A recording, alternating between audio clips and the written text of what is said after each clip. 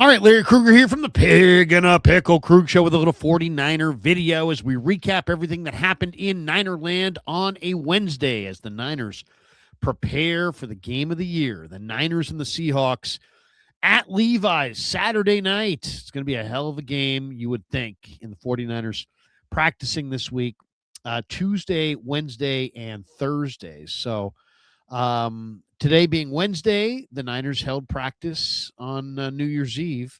And George Kittle, the big news of the day, George Kittle plans to play on Saturday night. George Kittle's got an ankle sprain. It's not a high ankle sprain, it's a mid to low ankle sprain. He didn't play last week against the Bears. He says he's playing Saturday night against Seattle. So that's really the big news. And George Kittle is one of the best players in football. And not only that, he is the 49ers. He gives them swagger. He gives them, confidence. He's a big part of their winning proposition week to week. He's a great blocker. He's a great run blocker. He's a great pass blocker. So they need him. Tonjes is a hell of a receiver. Farrell had a really good week last week blocking, but George Kittle's a better receiver than Tonjes. He's a better blocker than Farrell.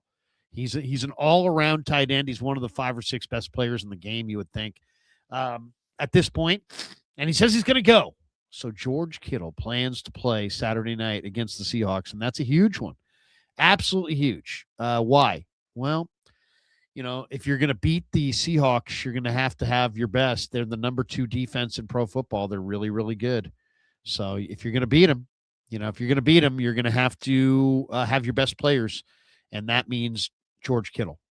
So the Niners are going to have to be good, as far as defensively. If you look at just where they're at, they're going to have to be good in situational football. It's really as simple as that. I mean, the Niners defense ranks 24th in EPA per play.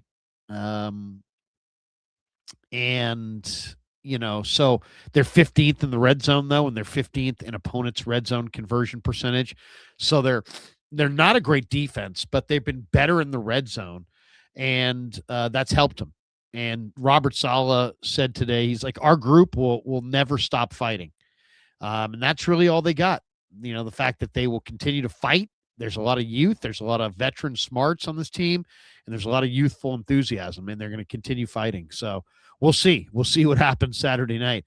According to SF Data 49ers on Twitter, the NFL point differential list since week 11 is pretty interesting. Jacksonville's the best in the league at plus 119, but the Niners are number 2 in pro football since week 11 at plus 86.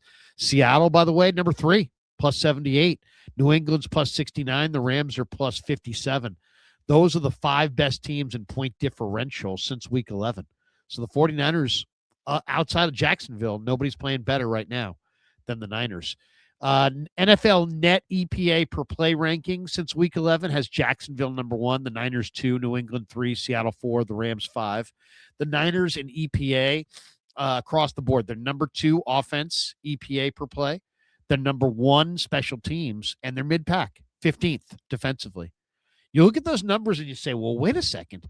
They got as good an offense as almost anybody. They got the best special teams unit, and they're mid-pack defensively. So what does that tell me? It tells me they're going to need a turnover or 2 to really, match up with Seattle and what they can do with JSN offensively. Seattle's a really explosive offense, and JSN's going to be a tough cover. Trent Williams is trying to go Saturday against Seattle. He didn't practice, though, today. So is he going to go? It doesn't look like it right now. What's on the line Saturday night? Well, if the Niners win on Saturday, LA goes to Philly. If the Niners lose on Saturday, LA or San Francisco goes to Philly. There's really 3 scenarios for the Niners. If they win, they're the number 1 seed. If they lose and the Rams lose to Arizona this weekend, the Niners are the 5 seed. If the Niners lose and the Rams beat Arizona, which is what I would expect the Niners, I wouldn't expect the Niners to lose, but if the Niners lose, I would expect the Rams would beat Arizona, then the Niners would be the 6th seed. So I would say the 5 seed is probably unlikely. The 1 seed hopefully is the hopefully the Niners get the win, they get the 1 seed, but if they lose, you can bank that they're going to be the 6th seed, and that means they're going to go to Philly in the first round. CMC returned to practice today. He was limited. Also limited today were George Kittle, Kyle Juszczyk, Upton Stout, who's still in the concussion protocol, Ricky Pearsall, and Yatir Gross-Matos. Renardo Green with the neck injury was a full go. Trent Williams with the hamstring did not practice. He was out. And Keon White with the groin injury didn't practice. And he was out, and that's a big one for the Niners if they don't have Keon White. As far as Seattle and their injuries coming into this thing, Rashid Shaheed was limited today at practice, as was Kobe Bryant. Charles Cross is out, and his backup, Josh Jones, was out of practice. So it'll be interesting to see who plays that left tackle spot for Seattle. Purdy talked today as well, and he just said, hey, look, he talked about kind of the way he likes to lead and being more of himself, having more fun. He said, I'm in year 4. I try to be an authentic leader. He's just basically he doesn't want to be a fake. He wants to have fun. He wants to be an authentic leader. And so what you're seeing now is him having fun, expressing some of his emotions when there's success in the game. So he wants to be authentic. He's being who he is, and that's all he can be. And that's all the team wants from him.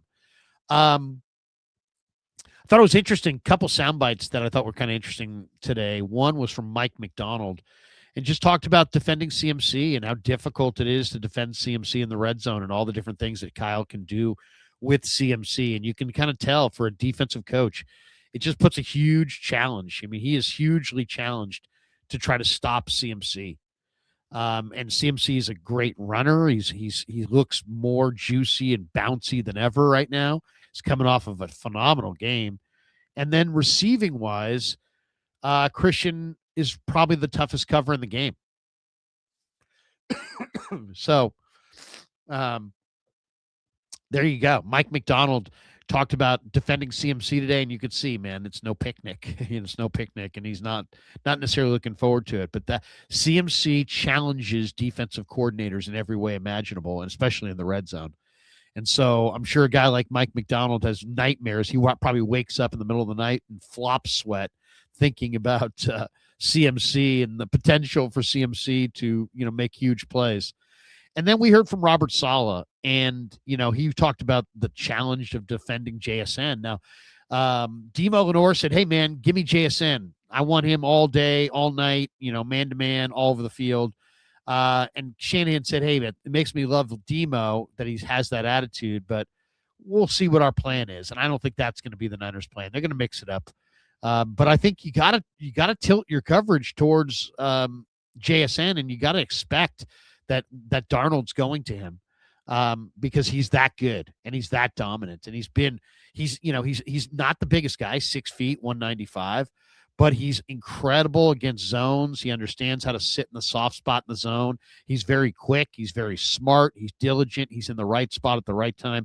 And him and Darnold are absolutely in lockstep. All right, that's going to do it for us. We should tell you that Plank Oakland is bringing you this 49er practice report. What is Plank Oakland? It's a 50,000 square foot entertainment eatery at Jack London Square. They just opened the Hub, a brand new sports viewing space with a massive 30-foot media wall, over 70 TVs. It's the ultimate spot to watch every game. Guys, you got to check this place out. The food's awesome. They got specialty cocktails. They got a huge 15,000 square foot outdoor beer garden. You can bring the kids. They've got bowling, bocce, arcade games, and now Krug Show listeners get 15% off bowling, games, food, and non-alcoholic drinks. Just mention that you're a fan of the Krug Show. Check them out online, plankoakland.com. It's an awesome spot to host your fans, your friends, your family, your team at work. Just a really cool spot, plankoakland.com. That's plankoakland.com. Thanks to Plank for being a proud sponsor of the Krug Show. And also, we should say thanks to Sleeper. Sleeper has done an incredible job. 49er football season is presented by Sleeper, the fastest growing fantasy platform in the world. It's a one-stop shop. You get blazing fast news, real-time stats, group chat, season-long leagues, and, of course, Sleeper picks for daily fantasy. Use promo code Larry. Sleeper will match your first deposit up to $100. Links in the description. Terms and conditions do apply. So thanks to Sleeper for sponsoring the Krug Show. And thanks to all of you guys for supporting the Krug Show, the final video of 2025.